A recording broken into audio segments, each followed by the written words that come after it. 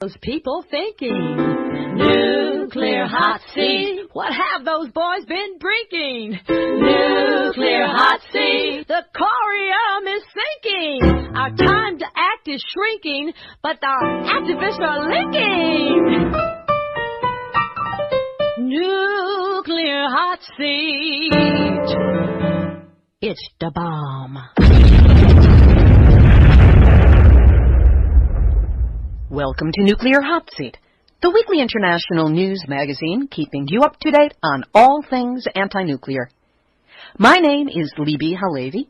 I am the producer and host, as well as a survivor of the nuclear accident at 3 Mile Island from just 1 mile away. So I know what can happen when those nuclear so-called experts get it wrong. This week, we speak with Beth Brangan of the Ecological Options Network. Beth helped to organize the event Fukushima Contamination in the Ocean and in the Biosphere, which featured Drs. Timothy Mousseau and Ken Buessler talking about what their research has shown regarding radiation impact in the Pacific Ocean, in Chernobyl, and at Fukushima. Beth reports on points both profound and perhaps controversial, shared by those two scientists, as she adds her own perspective, honed by over 30 years of filming the anti-nuclear movement. We also have an update on the fix of the nuclearhotseat.com site with good news and fingers crossed that we'll have something to show you real soon. Plus, our regular numbnuts of the week, activist shout-outs, and more nuclear information than Stephen Colbert has yet had on The Late Show. But the season is still young, and I am hopeful. All of this information is going to be coming up in just a few moments. Today is Tuesday, September 15, 2015, and here is the week's anti-nuclear news. In Japan, the nuclear story this week is water everywhere, and none of it is good. Tropical storm Eta came onshore on Wednesday, September 9th, bringing with it heavy rainfall on the Kanto and Tohoku region, meaning it includes the entire Fukushima area. The extensive flooding prompted the release of an unknown amount of contaminated water from the wreckage of the nuclear facility at Fukushima. Tokyo Electric Power Company, TEPCO, said that rainwater containing radioactive material flowed into the Pacific Ocean from the disabled Fukushima Daiichi power plant on Friday morning, September 11, because floodwaters overwhelmed drainage pumps. The amount of the overflow and the radioactive material that escaped was not known, but it has been estimated that hundreds of tons of radioactively contaminated water from the facility flowed into the ocean. TEPCO is claiming that the samples of water taken on Wednesday, September 9th, quote, show safe, low levels of radiation. And then they say that from the sampling on the 9th, TEPCO concluded that slightly tainted rainwater, had overflowed into the sea. However, the new sampling measurement results show no impact to the ocean. I think those people need to know that you have to turn on the equipment in order to get an accurate measurement. Tropical Typhoon Eta also swept away was originally labeled as 82 large plastic trash bags containing radioactive grass and other contaminated materials that had been collected at the site of the crippled Fukushima Daiichi nuclear power plant. An updated report on NHK increased the number of bags believed to have been washed out to sea at 395. Do I hear 400? The bags had been stored in nearby Itate, Fukushima Prefecture. On Monday, September 14, TEPCO released 850 tons of what they deemed treated radioactive groundwater into the Pacific Ocean off the Fukushima nuclear power plant. TEPCO began discharging water after a third-party panel confirmed that the radioactive content was below the standard set by the utility. This means nothing, because what are TEPCO's quote-unquote standards? They allow 1 becquerel of radioactive cesium per liter of groundwater, That's a liter bottle like you carry around with you to the gym. 1 becquerel of radioactive cesium. But wait, it gets better. 3 becquerels per liter for elements that emit beta rays, such as strontium-90. And because tritium cannot be taken out of groundwater, they admit that it's very hard to treat, they allow 1,500 becquerels of tritium per liter of water. TEPCO claims that the groundwater has been cleaned to permissible radioactive levels, but I didn't give permission for that. They gave permission to themselves, as did the government of Japan. Municipalities and local fishermen have expressed worry about the possible effects on the environment if something goes wrong, more than already has. So the government and TEPCO say they will conduct strict monitoring of the discharge, even though they've already put out a statement that the radiation level of rainwater would be sufficiently below the legally permitted level. Oy. And as if that's not bad enough, on Friday, September 11, TEPCO admitted that one of the holding tanks on the premises of Fukushima had been leaking drainage rainwater into the ocean. When it comes to problems at Fukushima Daiichi, when it rains, it pours, and TEPCO just can't hold their water. As a reminder of how bad the radiation and water situation can be and has been at Fukushima Daiichi, on June 19, TEPCO announced that they had measured 1 million becquerels per cubic meter of strontium-90 at 2 separate locations at the Fukushima plant port. This is the highest reading in recorded history from a sample that was taken on May 4th of this year. Over to the U.S. this week, where the Nuclear Regulatory Commission has announced that it will terminate the study on cancer risks near nuclear facilities. Yeah, who'd want to know anything like that? An NRC spokesperson justified the cancellation due to cost and, quote, the long duration, end quote, of such a study, while pointing to the agency's, quote, responsibility to use congressionally provided funds as wisely as possible, end quote. Among the many leaders in the anti-nuclear movement who have responded to this ridiculous set of claims is Paul Gunter, Director of Research Oversight at Beyond Nuclear, who said, the NRC is certainly willing to spend millions of dollars as long as it takes to license and relicense aging reactors that are likely responsible for cancers the agency now refuses to even look at. He went on to say the NRC canceled the study because, quote, neither they nor the nuclear industry want the public to know there are elevated cancer rates around nuclear power plants. Gunter pointed to a 1990 cancer study in southeast Massachusetts conducted by the State Department of Public Health that found a 400% increase in adult leukemias around the Pilgrim nuclear power plant. The increases were in direct correlation to the proximity and amount of time an individual lived near the reactor. And, of course, we interviewed Dr. Ian Fairley for Nuclear Hot Seat number 217 on his compilation of statistics about cancer risks and leukemia risks to children living in proximity to nuclear power plants. Radiation and Public Health Project has also been circulating its letter from 2012 regarding this study as it was supposedly getting started. If you wish to respond, please write to your congressperson and let them know of this latest example of how the Nuclear Regulatory Commission is not, as it says in its slogan, protecting people and or the environment. Speaking of the NRC, it's time for the Doc and Cover Report. On Sunday, September 13, the Fermi 2 reactor in Michigan experienced a manual scram, an emergency shutdown, due to loss of turbine building closed cooling water.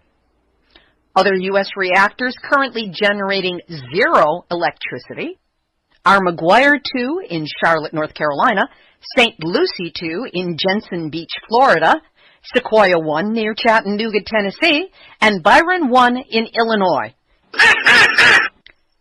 During a hearing by 2 subcommittees of the House Energy and Commerce Committee, Representative Paul Tonko, a Democrat from New York, said rising water temperatures caused by climate change could force more nuclear power plants to shut down. This past August, the Pilgrim plant in Massachusetts had to cut power by 10% as the water the facility pulls in from Cape Cod Bay for cooling hit 75.09 degrees, the fourth time in 2 years that intake water exceeded the NRC's 75-degree limit. In 2014, the NRC signed off on a request from Dominion Resources Incorporated's Millstone nuclear plant in Connecticut to allow it to draw water up to 80 degrees instead of 75. That's right. If you can't fix the problem, fix the perception. NRC spokesman Neil Sheehan said in an email, "The NRC doesn't have any studies or rulemaking processes underway that would look explicitly at the effect of climate change on plant operations." New York State has begun holding hearings at the State Department of Environmental Conservation in Albany on a proposal to close the Indian Point nuclear plant for part of each summer to protect fish during spawning season. The environmental group Riverkeeper says the annual shutdowns of the plant in Buchanan each summer for 42 to 92 days, that's 6 weeks to about 3 months, would protect Hudson River fish during the early stages of life. Oh, don't stop there. Just shut it down completely. Put it out of its misery. But Entergy spokesman Jerry Nappy argues the outages would hurt air quality by forcing greater reliance on fossil fuels. And then Nappy went on to say that Indian Point is, quote, fully protective of life in the Hudson River. And that is this week's Nuclear Hot Seat Nuclear Regulatory Commission duck and cover report. On a more serious note, hundreds of birds are washing ashore either dead or dying along the Oregon and southwest Washington coast. The Wildlife Center of North Coast says that almost all of them are starving. According to one volunteer, they're totally emaciated. And biologists say that the fish the birds normally eat are simply not there. Biologist Leslie Slater of the Alaska Maritime National Wildlife Refuge says what we're seeing more precisely is that the birds seem to be dying. There are reports of similar deaths down the Alaska Peninsula and the eastern edge of the Aleutians. And Slater goes on to say that it is possible that the deaths of the birds could be related to the dead whales. Even more bizarre is that other animals are not eating the washed-up carcasses of the birds, and no seals are swimming along the shore or the mouth of the river. Tribal people in the area are asking whether this is potentially related to the Fukushima power plant disaster. That's what we want to know, too. In Oak Ridge, Tennessee, an Energy Department Inspector General's report is critical of the Y-12 National Security Complex's response after small vials of bomb-grade uranium almost left the plant on a laundry truck. And no, Sister Megan Rice had absolutely nothing to do with it. The Inspector General's biggest gripe? There was a delay in notifying the plant shift superintendent that the incident had occurred. And now, Nuclear Hot Seat, Nuclear Hot Seat, Nuclear Hot Seat, nuts of the week. Kids, you want to visit a real hot spot? Not a problem. In Broomfield, Colorado, you can now hike near a nuclear dump site. That's right, the public is now going to be allowed access to the Rocky Flats Wildlife Refuge at the site of the secret nuclear weapons plant once designated the most contaminated site in America. Now, officials, a.k.a.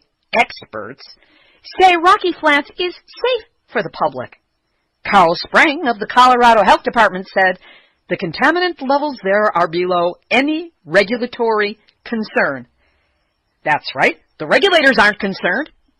They've washed their hands of it and transferred control to the U.S. Fish and Wildlife Service. And the Health Department has signed off on it completely. No problems at all with going for long hikes, breathing the dust, examining the potentially mutating species all around you. After all, if an official says it's safe, it must be safe, mustn't it? Now, a spoilsport named Ted Ziegler, who worked at Rocky Flats for more than a decade, brought up some pesky concerns at a recent meeting of government reps. He said, plutonium, or any other toxic or hazardous material, is still on the plant site. It's just buried. But if you want to go hiking near the nuke site, don't listen to a spoilsport who actually worked on the site and actually knows what's there and is honestly concerned about it. Listen to the health department, who's dumping this hot potato and saying wildlife workers, wildlife visitors should have no concern about visiting and enjoying the wildlife there in the refuge. And that's why, Colorado Health Department, you are this week's Nuclear Hot Seat, none done a week.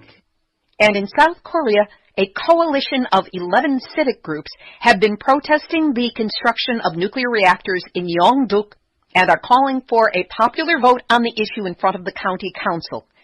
The vote won't be legally binding, but locals argue that the government has frozen them out of the decision-making process. Sounds a lot like us over here. We'll have the week's featured interview in just a moment, but first, good news on the Nuclear Hot Seat website fix. The tech support team reports that it is expected to be 70% restored, that's 70% restored, by the end of this week.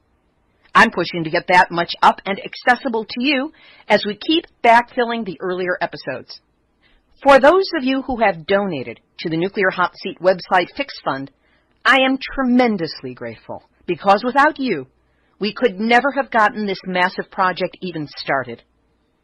Some very generous listeners sent donations in the past week, and we are now less than $200 away from raising the full amount necessary to pay for the website reconstruction, as well as an improved, more functional site and nuclear containment vessel strength protection for that website with its 4-year archive of interviews.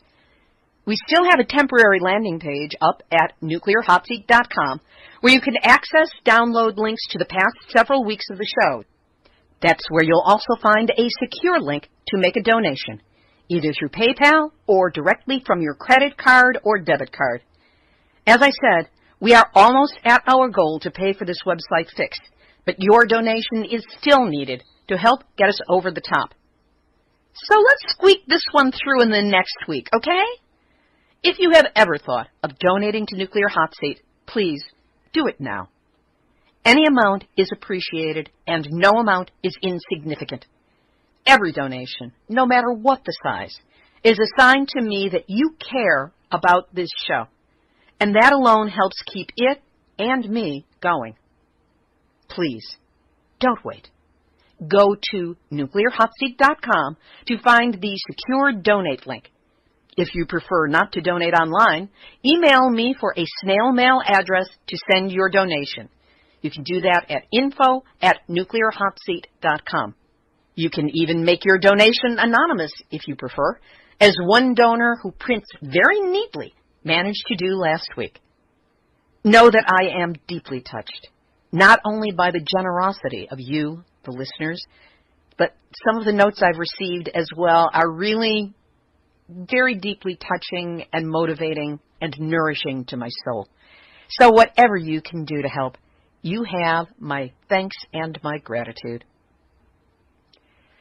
Mary Beth Brangan, along with her husband, Jim Heddle, are the indomitable energies behind the Ecological Options Network, or EON3.net.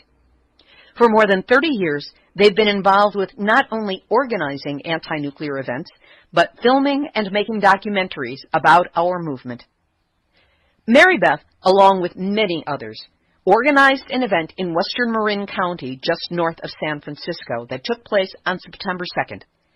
It was entitled Fukushima Contamination in the Ocean and in the Biosphere, and it featured a knockout panel with 2 scientists who are deeply involved in radiation issues, Timothy Mousseau and Ken Buessler. Here's Mary Beth's view of the event, what was said by each of these gentlemen, the issues covered, her own observations, and what we can do to move this movement forward. Mary Beth Brangan, welcome to Nuclear Hot Seat. Thanks, Libbe. Great to be here. You were recently involved with a public event that took place on Fukushima contamination in the ocean and the Biosphere. What was your involvement with that, and how was that pulled together? Our good friend Bing Gong from Point Reyes organized this event. He was the main organizer, and it was co-sponsored by Fukushima Response Campaign out of Sonoma County, and also Point Reyes Books and ourselves, EON, Ecological Options Network. And I was in conversation with the two scientists, Ken Buessler from Woods Hole Oceanographic Institute, and Tim Mousseau, who's from the University of South Carolina.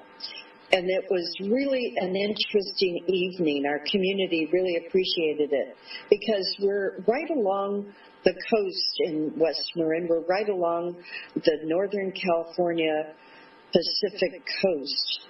And we all love this land and ocean. And we love our seafood, too, I might add. So everybody's been very concerned about what's happening with Fukushima contamination. For those people who may not be familiar with either Ken Buessler or Timothy Mousseau, tell us just enough so we can get oriented to what their areas of expertise are. Well, Ken Buessler is a marine radiochemist, and he's the director of the Center for Marine and Environmental Radioactivity out of the Woods Hole Oceanographic Institute in Massachusetts. And Ken, right after Fukushima, he quickly raised over $4 million and went out in a ship to test the waters off of the shore of Fukushima. And he has found incredible amounts of radioactivity from that point, and he was very concerned about the oceans, being an oceanographic scientist and loving the ocean. So he's tried to find further funding after measuring millions and millions of becquerels per meter squared of water immediately after the disaster in the ocean. And then he couldn't get anyone from the U.S. government to fund ongoing studies. And the foundation that initially funded him wasn't willing to continue. So he did what's called crowdfunding and had a campaign that asked citizens along the coast to organize and fundraise and then pay for their individual samples to be tested in his lab. It is quite expensive, actually, but that's, I guess, the cost of doing this kind of science. It is $550 per sample. Wow. But 52 different locations up and down the coast, all the way down to Mexico and in Hawaii, and one in Guam too, I think, are doing this. And we here in our area have worked out. Fortunately, there have been enough people willing to pitch in so that we've had several done, and we hope to have several more done. Are there any results that can be discussed at this time? Yes, actually. Just recently, there have been finally the evidence from Fukushima contamination, which is the cesium-134, along with the cesium-137, which is already in the ocean everywhere because of above-ground testing and ocean testing in the 50s, 60s. The presence of cesium-134 was detected off the coast of Eureka, which is the northernmost point along the California coast. It was about 100 miles offshore last year in 2014. So that was the first we'd heard of it. And then in February of this year, 2015, in Ucluelet, there was cesium-134 detected. Now, that is a coastal village off of Vancouver Island in British Columbia. And also in early April, sample was taken off Del Mar, which is all the way down very close to San Diego, as you know, and it measured the highest, actually, so far in cesium-134 and 137. And then when Ken was here just last week, he mentioned that he believes that the lab had just detected one from Seattle, but I haven't been able to get much detail on that. So right now we're seeing it's finally hitting along the coast from British Columbia all the way down to Del Mar, which is like San Diego. This is the first solid indication that we've had that can be backed up with science. I mean, there's a lot of colloquial information out there, if that isn't a contradiction in terms. But this is the first scientific reading information that shows that the marker, the thumbprint of Fukushima, the radiation in the water from the cesium, has come to our coast or is coming very close. Did Buessler, by the way, is it Buessler? It's Buessler. It's Buessler. Okay, I've been mispronouncing it all the time. Me too. Did Buessler have any, if not conclusions, at least suppositions, based on the pattern that he's seeing of the radiation showing up?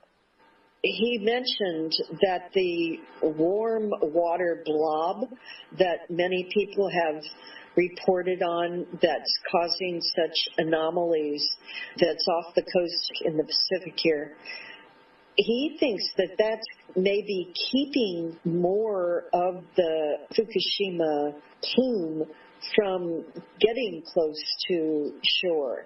And also he said that there's such complex currents along the shores that it's hard to model, and that's proving very interesting because it's not coming directly on shore. It's still offshore everywhere except Ucluelet in British Columbia.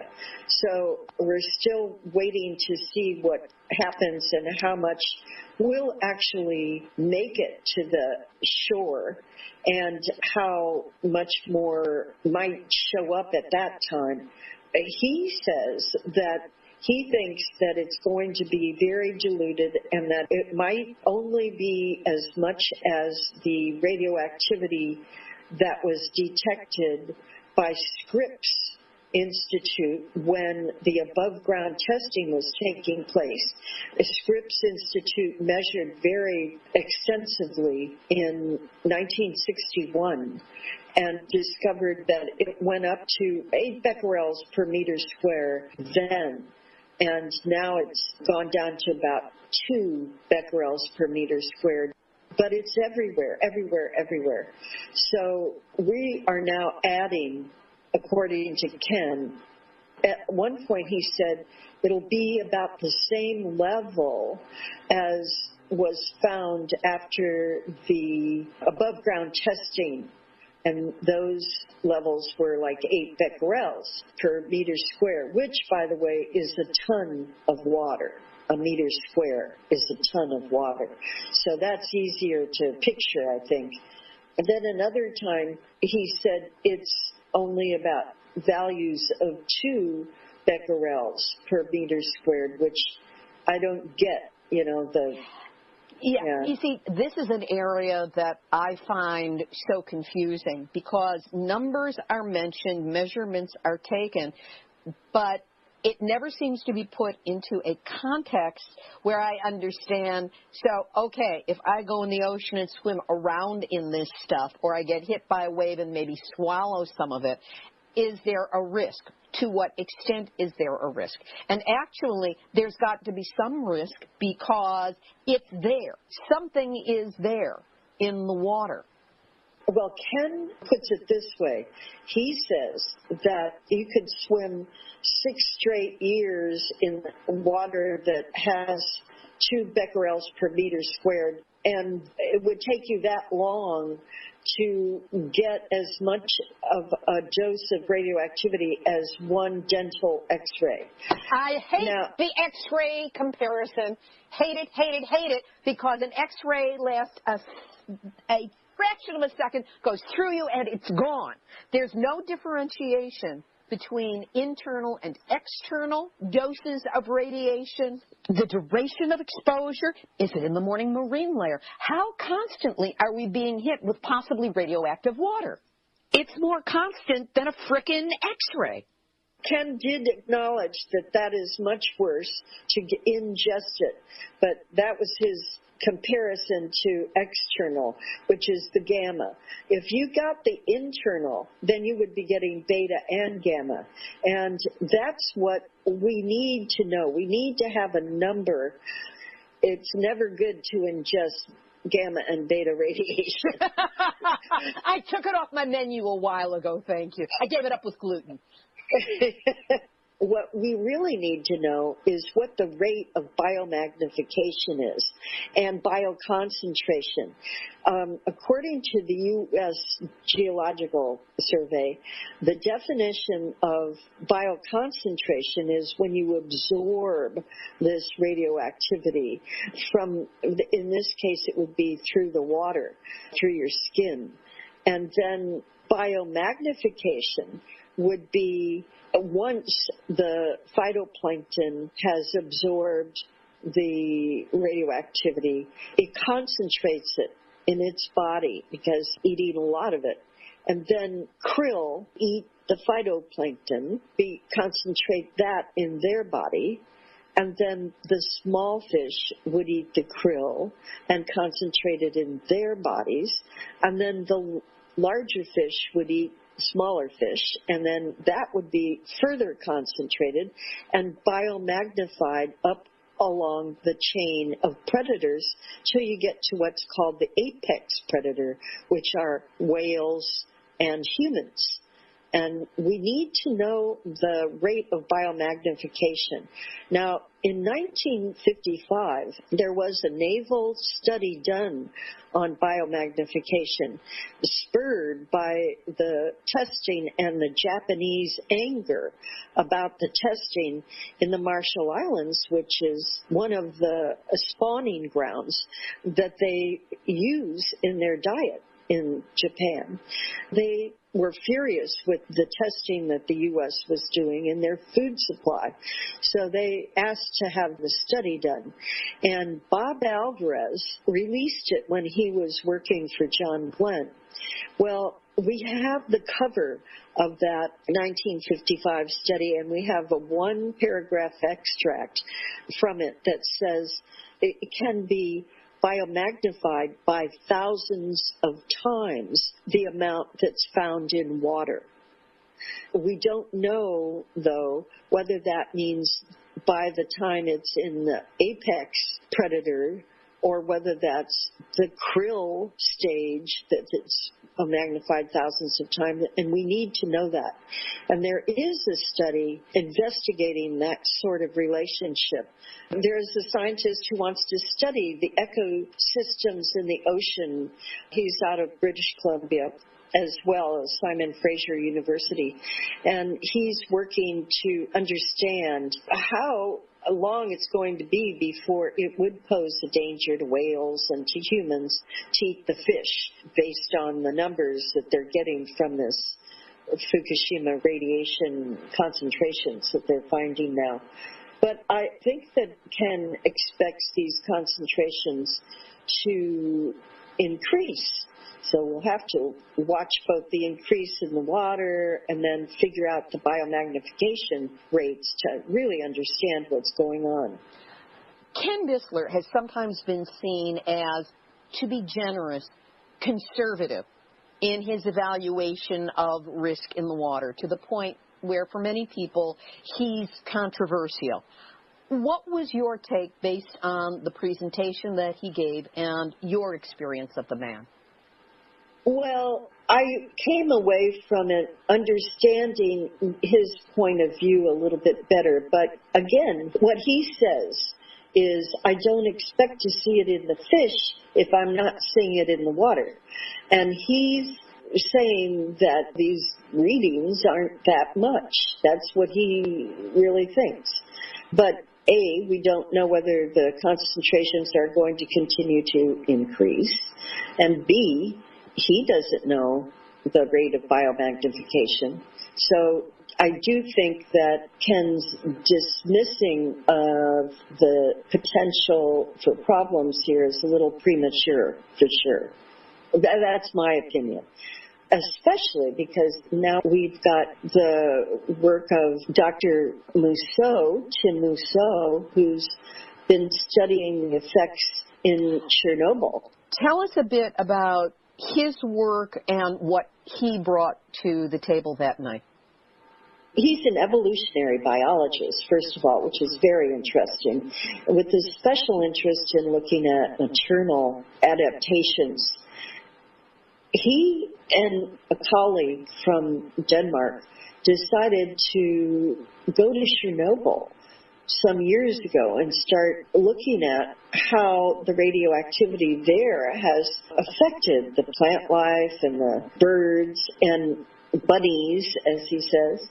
So he and his partner have amassed a huge amount of very interesting data that when you put it together with Dr. Bandichevsky's work on humans, really does suggest a very gaunt picture of what's happening because of the radioactivity. And nobody else was doing this. Nobody else was bothering. Of course, there was the Yablokov book with those thousands of studies of humans, but no one was really doing a very independent look on the flora and the fauna.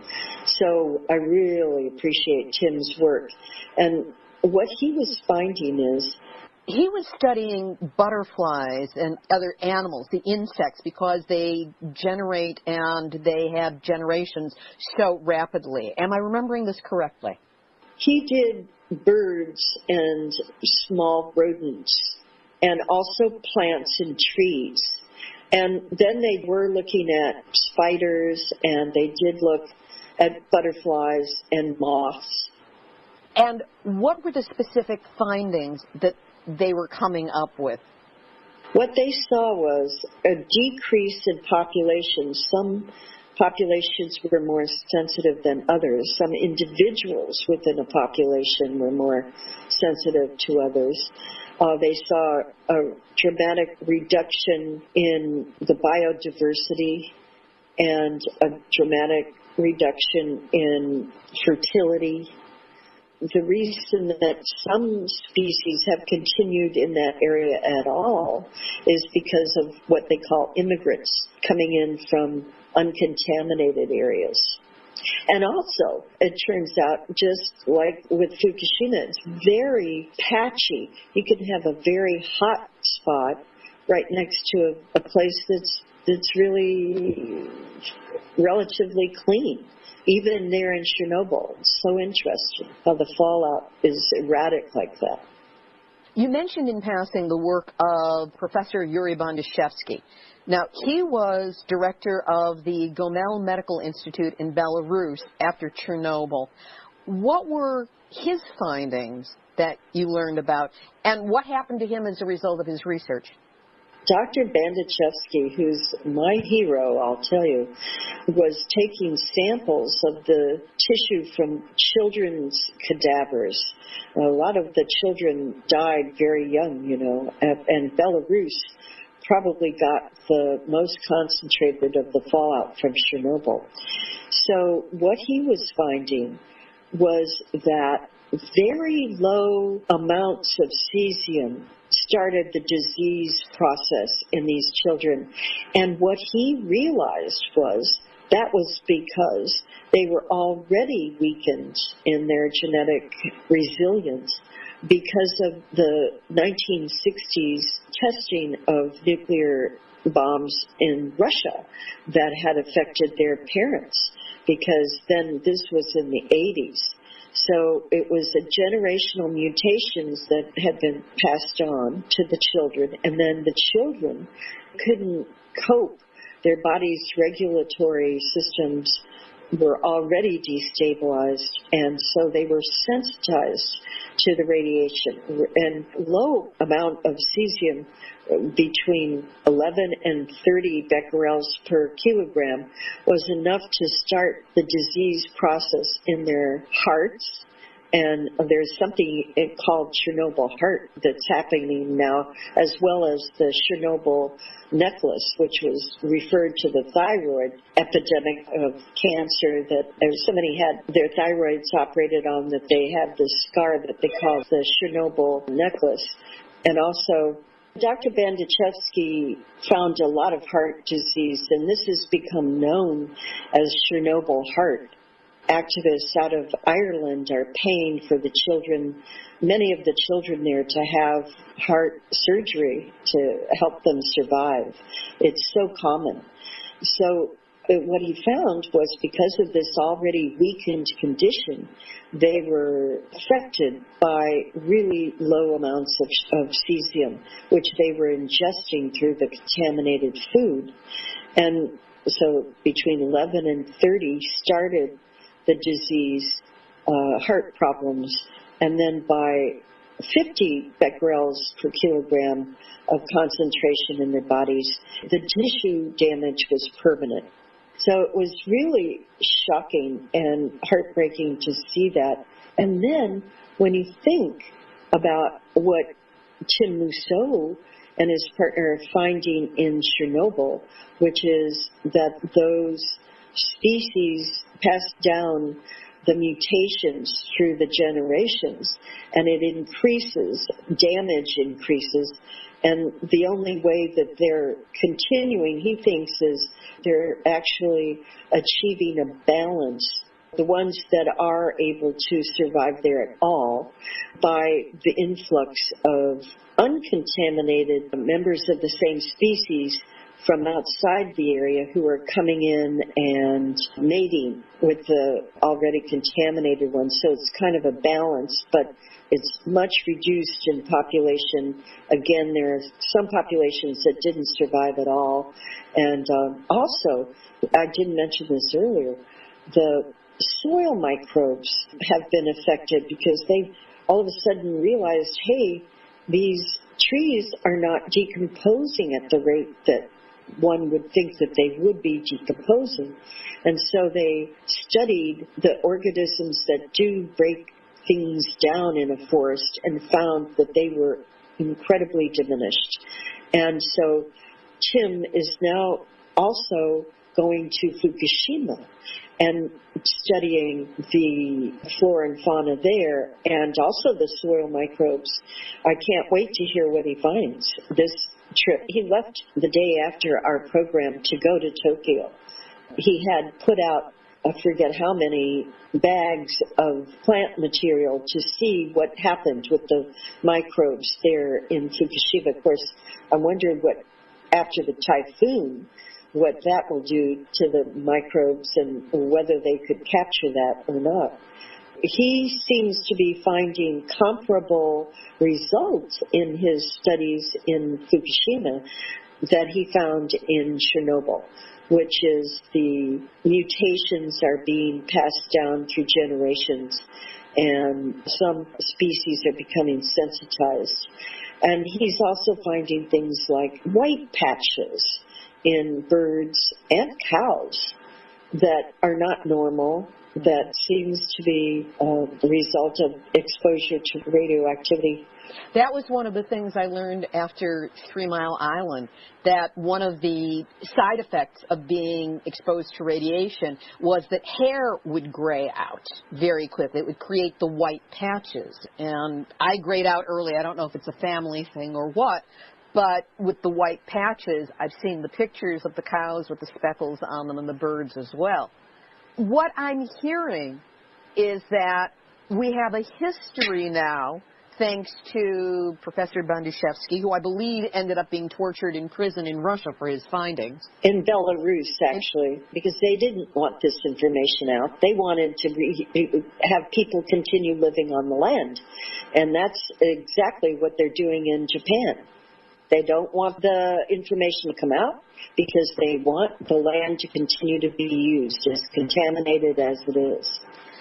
That would be comparable, or one could extrapolate out, to the United States, where right now the Nuclear Regulatory Commission is simultaneously stopping a study that it was doing on the effect of radiation from nuclear reactors on children, and also at the same time considering this ridiculous set of petitions to change the basis of understanding radiation exposure from the scientifically proven gold standard of linear no threshold to the unproven, false, put science in quotes, theory of hormesis, which says, a little bit of radiation is good for you.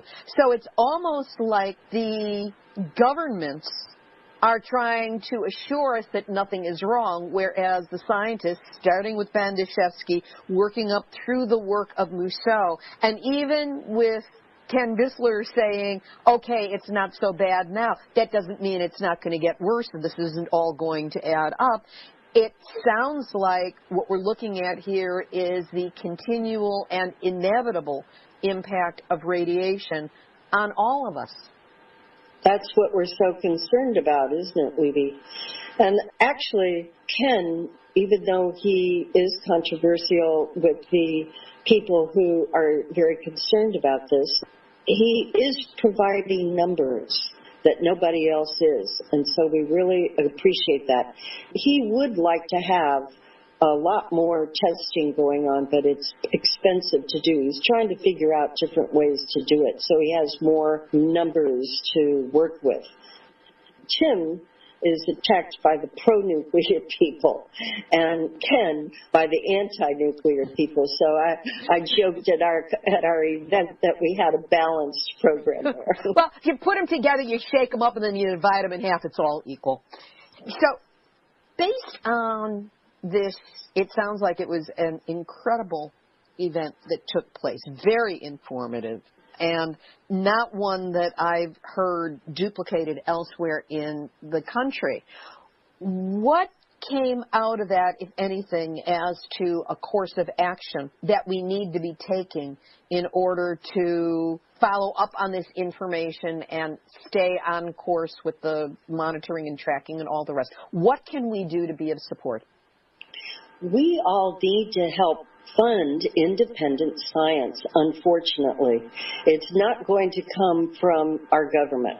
It's obvious. I mean, they're going in exactly the opposite direction, which is to legalize and normalize ever-increasing amounts of radioactivity and to pretend like it's good for us, as you pointed out. So I think that's number one. We've got to get behind these scientists that are doing work and make donations. Lucas Hickson is going to start, and others are going to be showing up, I'm sure, I hope. And we just need to really make sure we're behind them and watch what their findings are. And the second thing is, I think we need to really support the people in Japan, my goodness, who are being forced to go back into contaminated land. It just breaks my heart. I mean, and the women with their children and how, it's just, and the Japanese people themselves are out in the streets trying to object to the militarism and to the restarting of their reactors, and we've got to support them and spread the word that this is not all right. We have to support those efforts by the Japanese people somehow. Also, we've got to shut down our own potential Fukushimas here. Diablo Canyon in California is sitting in between 13 intersecting earthquake faults, 4 of them major, and it's getting old, it's embrittled, they've been having problems of all kinds, and it's also in a tsunami zone, right there on the central coast of California.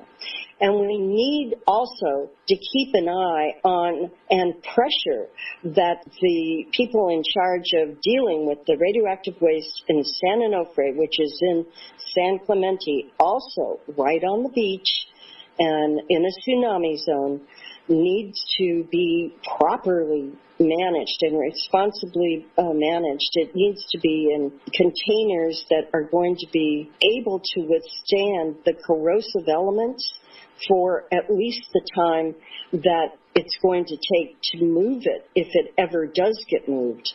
If ever there was a place that should have the radioactive waste moved, it is San Onofre. However, that is a big unknown. Currently there's no way to do that and nowhere to put it. So all this technology has to be developed, and we can't let them get away with just putting it in underground, which is what they want to do. Underground at beach level is underwater. I mean, come on. It's crazy. And so all of these issues need to be dealt with here in California as they do across the country and across the world. We've got to prevent more Fukushimas from happening.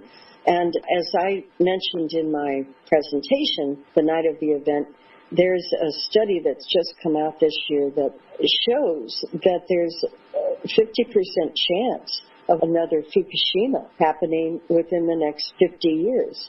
And another 3 Mile Island could happen in the next 10 years, according to the statistics.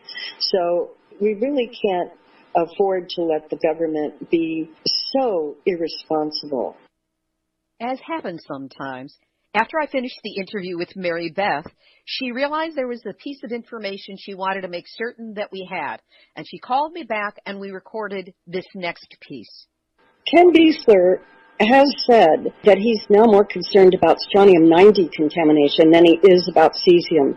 TEPCO has admitted to measuring huge spikes of strontium-90 from the outflow from Fukushima. And as we know, we never know whether to trust their numbers or not, but they've said it was like 1 million becquerels per meter cubed. Cesium acts like potassium, and it can be excreted like a salt from the body of both fish and humans. But strontium-90, this is why Ken Buessler is more concerned, it lodges in the bones and teeth. And it's also more difficult to measure than cesium. However, Vital Choice, a company that sells canned and frozen seafood and fish oil supplements, has the integrity to test for radioactivity and report its findings to the public, has, in its 5th round of testing, found one sockeye salmon that contained no cesium, but a whopping 65 becquerels per kilogram of strontium-90. So Ken's concerns are well-founded.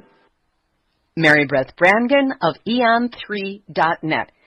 There was even more information that Mary Beth shared that we didn't have time for on today's show, but will show up in the coming weeks on Nuclear Hot Seat. Now, you can find EON3's enormous archive of videos on YouTube, and you can find either her or her husband behind a camera at virtually any major anti-nuclear event that you can get to. If they can get there, they're going to be behind a camera.